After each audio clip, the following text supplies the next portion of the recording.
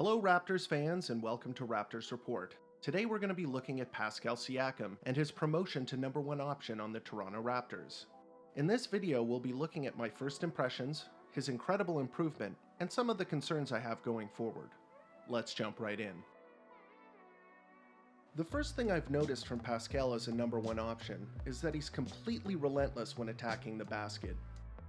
Even if he gets blocked, commits a turnover, or misses a layup, Siakam seems determined to continue getting to the hoop with his array of spins, breakneck drives, and quick post moves. In this clip, Siakam gets the ball off a broken play and manages to drive baseline to the hoop, blowing by a great perimeter defender in Jaylen Brown and getting to the basket before the help can arrive. Siakam does not seem to let blocks such as this one affect his mentality, which really shows off how confident he's become. The play that I think exemplifies this best is this play versus the Celtics, where he receives a pass from Lowry and gets his shot blocked by Robert Williams. Rather than get discouraged or show signs of disappointment, he gets back down the floor to grab a rebound following a Hayward miss. Siakam then gets to show off his unique fast break expertise by taking the ball coast to coast, driving to the hoop and getting fouled by the same guy who blocked him for an exciting and one.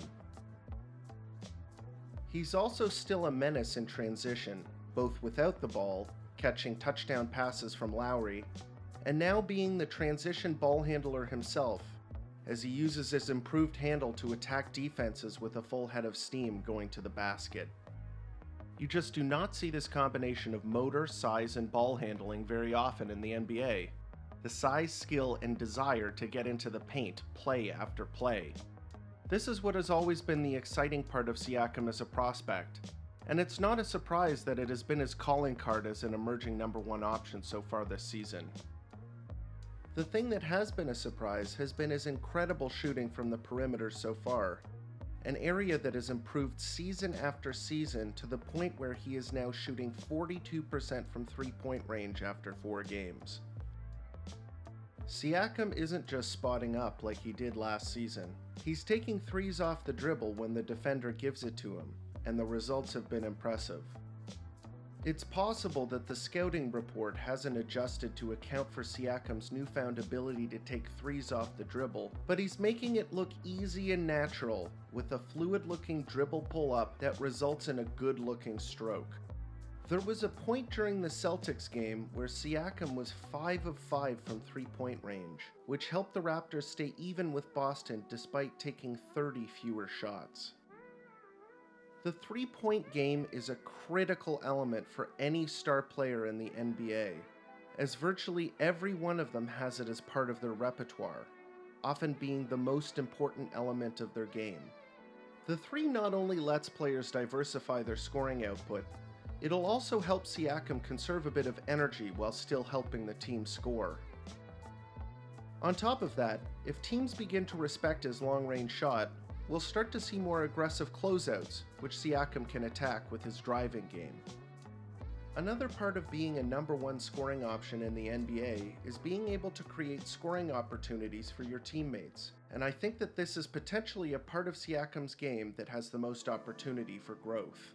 At the moment, the primary way that Siakam has been creating for his teammates has been through the drive and kick, where Siakam gets into the teeth of the defense, forcing it to collapse, and then kicking it out to an open shooter. His speed with the ball forces a lot of commitment from the defense, and it often results in wide open shots for even strong shooters like Fred VanVleet.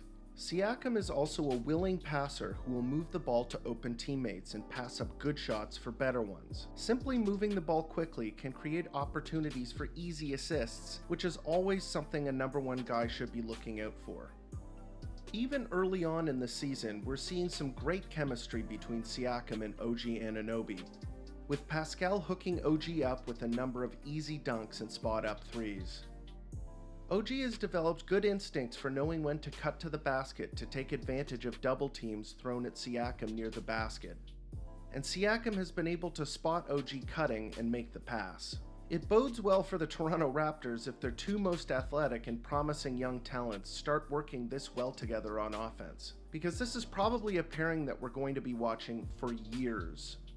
The one negative thing I'll say about Siakam's playmaking is that he has room to improve. His current 3.5 assists per game is below what I think he's capable of with his court vision and passing ability, and I am optimistic about him taking it to the next level. In the last segment of this video, we'll be examining some of Siakam's weaknesses that have shown up early on this season. One of the biggest negatives of Pascal Siakam's game so far is the number of turnovers he commits as a primary offensive weapon. His penchant for driving to the basket come hell or high water has left him prone to committing offensive fouls of the charge variety, and despite his snake-like changes of direction, he sometimes can't get out of the way before knocking over his defender. Although I think he can improve in this area, I would not be surprised if offensive foul turnovers are a lingering issue for Siakam, just based on the way he plays. Being in the paint also leads to more steals, as players from all sides are able to dig in for the ball, as shown here where he gets stripped by Jonathan Isaac after exposing the ball in traffic. Another concern I have is whether Siakam can sustain this level of play for an entire season. His game is all about running, even sprinting places all game, as well as throwing and contorting his body in strange ways to get to the basket. I'm worried that the increased burden of carrying the offensive load for the Raptors will take a toll on his body, leading to exhaustion or even possibly an injury. On the other hand, Siakam seems to thrive in high-energy, high-impact situations. He seems to be having a blast playing basketball, which is why he's become such a fan favorite in Toronto. All in all, I'm incredibly excited for the remainder of the 2019-2020 season as we follow the growth, struggles, and successes of Pascal Siakam as Toronto's leading man, and I look forward to watching every minute of it. This is a reminder that if you enjoyed this content, please like this video and subscribe. It helps the channel grow, and it also lets me know that you're interested in the things that I'm creating. Follow Raptors Report on Twitter for regular NBA and video updates. And finally, thank you for watching Raptors Report, your source for in-depth Raptors content.